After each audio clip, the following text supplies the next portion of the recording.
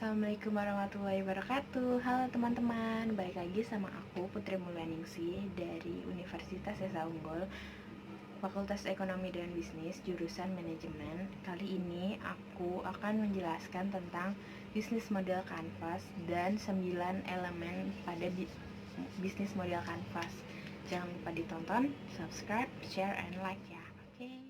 Bisnis model kanvas. Bisnis model kanvas ialah suatu kerangka kerja yang membahas model bisnis dengan disajikan dalam bentuk visual berupa kanvas lukisan, agar dapat dimengerti dan dipahami dengan mudah. Model ini digunakan untuk menjelaskan, memvisualisasikan, menilai, dan mengubah suatu model bisnis agar mampu menghasilkan kinerja yang lebih optimal.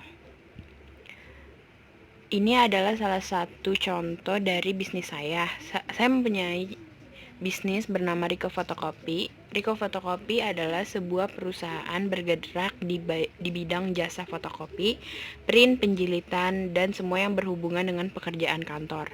Rico Photocopy memiliki lokasi yang cukup strategis yang dekat dengan konsumennya, yaitu dekat dengan daerah pendidikan dan perkantoran, sehingga dalam menjalankan bisnisnya mudah mendapatkan income secara maksimal dan menyebabkan aliran cash flow-nya lancar. Bisnis model kanvas dapat menjelaskan hubungan 9 elemen model bisnis yang digambarkan secara visual, sehingga inovasi yang dibuat pada model bisnis perusahaan akan lebih mudah dipahami dan dimengerti. Walaupun ada beberapa versi, kira-kira secara garis besar sebagai berikut. Ini adalah contoh dari model kanvas Rico Photocopy. Yang pertama, Key Partners. Key Partners atau Key Partnership berisi pihak-pihak yang menjadi penentu terhadap jalannya suatu bisnis. Key Partnership mempengaruhi suksesnya suatu bisnis. Bisnis yang baik tidak hanya mampu menjalani hubungan dengan para pelanggan saja, tapi juga dengan pihak yang bersangkutan lainnya seperti pemasok dan tim pemasaran. Contoh dari pemasok pada Rico Photocopy adalah toko atau pemasok kertas, jasa perbaikan mesin fotokopi, dan pemasok ATK. Yang kedua, key activities.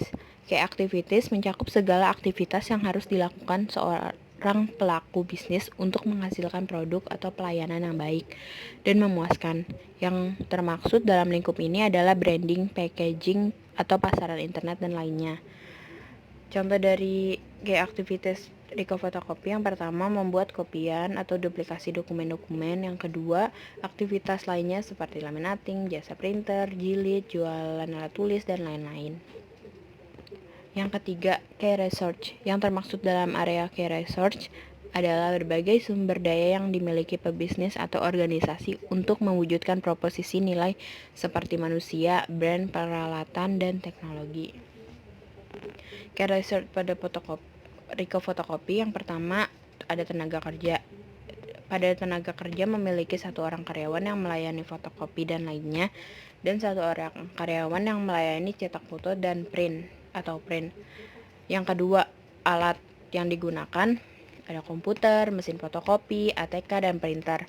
Pada mesin fotokopi tidak harus dibeli, yang penting mesin fotokopi ada dan dapat digunakan. Mesin fotokopi dapat Anda beli atau disewa juga bisa. Yang keempat, value proposition. Dalam bisnis selalu ada produk atau jasa yang akan ditawarkan. Dalam blok area value proposition mencakup produk atau layanan apa yang ditawarkan untuk calon customer. Contohnya, menyediakan jasa menduplikatkan dokumen dan menjual barang ATK dengan harga murah dan terjangkau. Yang kelima, customer relationship.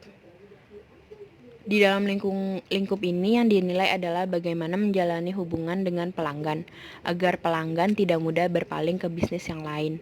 Maka sangat penting untuk menjalin hubungan yang baik. Selain itu, diperlakukan juga pengawasan yang ketat dan intensif. Contoh pada perusahaan Rico Photocopy, kita mempunyai diskon apabila mereka membeli banyak barang, kita akan kasih diskon. Yang kedua, memudahkan para customer untuk menyalin dokumen.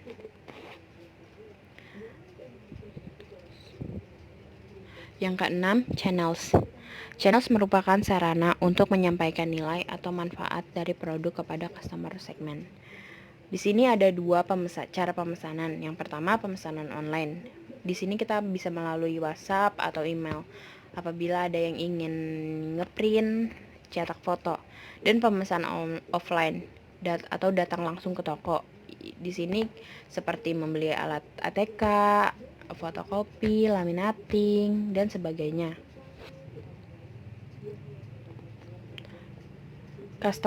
Yang ketujuh, customer segment.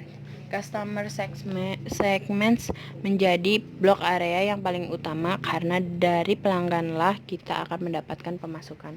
Contohnya, customer segment di Rika Fotokopi, pembelinya seperti ada sekolah, warga sekitar, dan perkantoran. Yang ke-8, cost structure, meliputi biaya apa saja yang harus dikeluarkan untuk membentuk, memproduksi, dan memasarkan produk atau layanan bisnis. Dengan pengelolaan biaya yang benar, bisnis yang kita jalankan akan menjadi lebih efisien, hemat, dan meminimalkan risiko kerugian. Yang pertama, di sini kita mempunyai modal operasi, yaitu modal biaya listrik, biaya kertas, biaya tinta, biaya pegawai, biaya alat tulis, biaya perawatan mesin, biaya dana darurat. Yang kedua, ada modal investasi seperti komputer, printer, mesin potong. Yang ketiga, ada gaji karyawan. Yang kesembilan, revenue stream. Model bisnis kanvas adalah mencakup langkah-langkah yang harus dikuasai oleh seorang pebisnis seperti pemanfaatan, biaya iklan, langganan, penjualan retail, lisensi, dan sebagainya. Di sini ada seperti contohnya menjual jasa untuk mencetak dokumen, menjual barang ATK, keperluan sekolah, dan perkantoran. Yang terakhir ada jasa pengetikan juga.